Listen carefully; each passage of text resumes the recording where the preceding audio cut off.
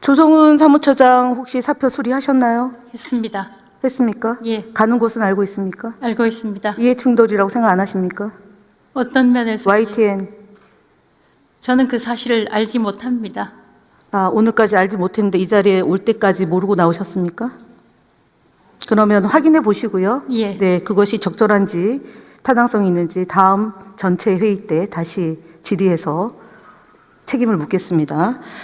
이진숙 위원장이 대정부 질문에 답변할 때 2월 14일입니다. 대정부 질문에서 서강대학교하고 대전 MBC 압수수색이 있었는데 라는 질문에 현장 점검을 받았다라고 답변한 바 있습니다. 혹시 누구로부터 현장 점검이라고 들으셨습니까?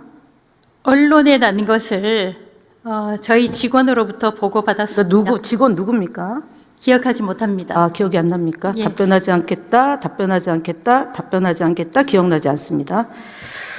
자, 1월 11일 날 서강대 1차 압수수색, 본인이 빵 산 것 때문에 압수수색 받았습니다. 그다음에 1월 22일 날 서강대가 2차 압수수색 받았습니다.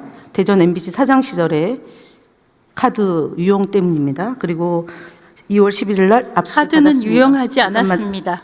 질문 아닙니다. 답변 끼어들지 마세요. 예. 근데 이것이 압수수색이라고 경찰이 발표를 했습니다. 저에게. 근데 그럼 지금도 현장 점검이라고 생각하시고 계십니까? 제가 그 당시에 이 자리에서 이야기할 때는 아니, 직원으로부터 보고받고 현장 점검으로 이해하고 말씀을 드렸습니다. 그래서 지금도 현장 점검으로 알고 계십니까? 지금 김 의원님 말씀하시니까 다시 한번 확인해 보겠습니다. 경찰이 현장 점검 나가는 거는요, 없습니다. 경찰이 현장 점검을 나간다. 보도본부장, 보도국장, 워싱턴 특파원, 대전 MBC 사장까지 지내셨는데 너무 궤변인 것 같습니다. 그 다음에 2인 구조 위법적 의결 지속적으로 나오고 있는데요. 지금 2024년 7월 31일 날 방송통신위원장 임명된 이래 KBS 박문진 이사 추천하셨고, 그 다음에 이게 지금 위법하다라는 판결이 내려진 거는 알고 계시죠? 그것도 모른다고 하시진 않겠죠?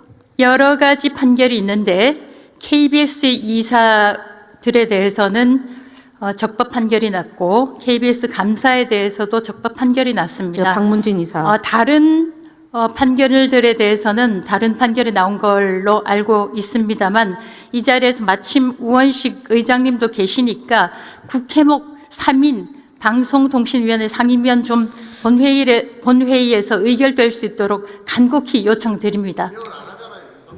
제가 여쭤본 것을 딴 얘기로 국면 전환하려고 하지 마시고 2인 구조에 결정한 것이 위법하다는 결론이 났죠?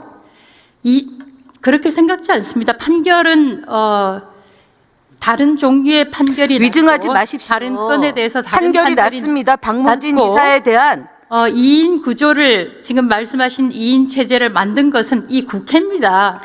상임위원회 알겠습니다. 3명, 국회목 멈추시고요. 상임위원을 왜 임명을 안 해주십니까? 왜 추천을 안 해주십니까? 지금 여기 대정부 질문 차분하게 하시죠.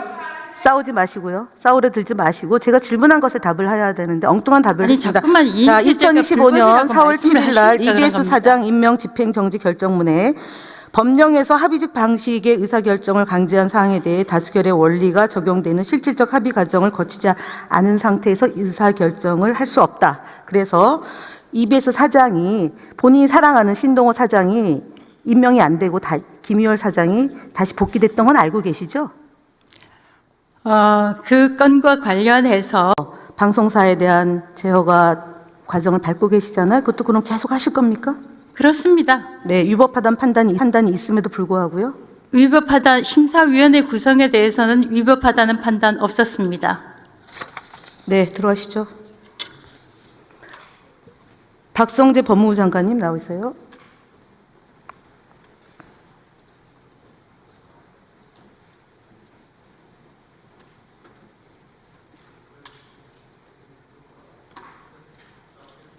오늘은 언론 보도 스크랩 보고 나오셨습니까?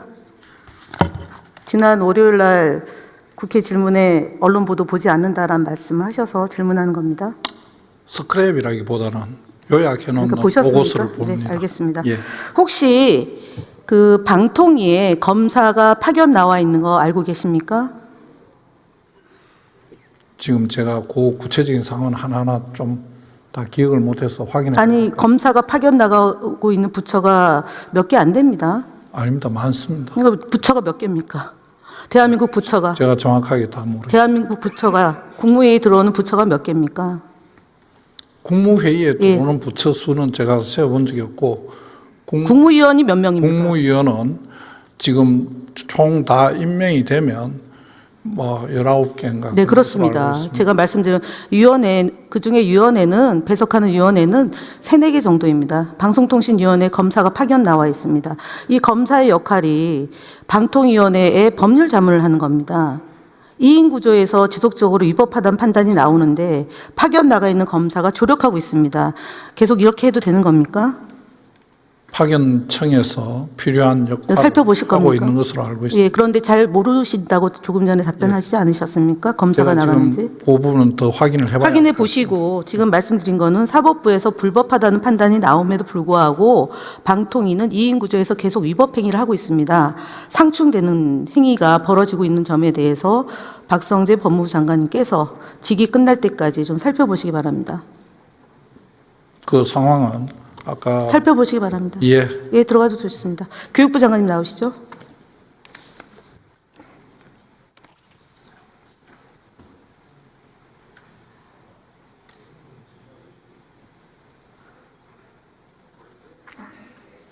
김건희 씨 논문이 표절됐다라는 최종적인 결론이 나왔습니다. 네. 교육부는 이에 대해서 어떤 지침을 갖고 계십니까? 네, 워낙 뭐 학문의 진실성이죠. 그 아니, 아카데믹 인테리티. 표절이 됐다고 대학교에서 네, 그 말씀을 결론을 드린 냈습니다. 겁니다. 네. 그 학문의 진실성에 관련된 사안은 대학의 그 자율과 책무에 관한 사안입니다. 교육부가 뭐 그것을 간섭하기보다는 대학의 자율과 책무에 맡겨서 진행이 되고 있습니다. 예, 그러니까 간섭하라는 취지가 결론이 나왔는데 네. 김건희 씨는 아직도 본인이 석사 학위가 있는 것으로 국민들에게 알리고 있거든요. 그러면 이것에 대해서는 어떤 행위를 그 다음에 할 수 있을 건가요? 그 교육부는? 숙명여대가 이제 그 후속 조치로 그런 부분에 대해서 검토 중인 것으로 알고 있습니다. 예, 그러면은 그 다음에 국민대학교 박사 논문까지도 연결되는 거죠? 네, 국민대학도 또 국민대학 차원에서 그 검토하는 사안이 네. 있을 거라고 생각합니다. 소임이 마치기 전까지 이 문제는 매듭 짓고 정리해 주시길 바랍니다. 국민의 뜻입니다.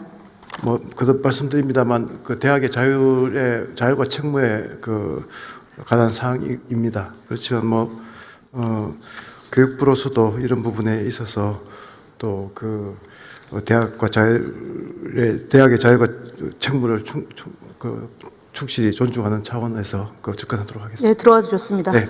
네. 방송통신위원장님 마지막으로 나오십시오.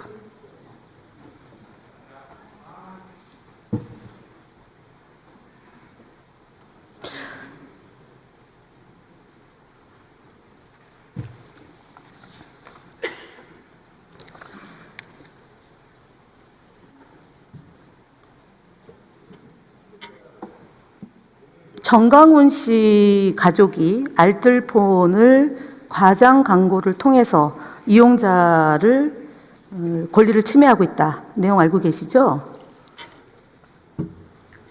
과장 광고를 통해서 판매하고 있다는 기사를 본 적은 있습니다.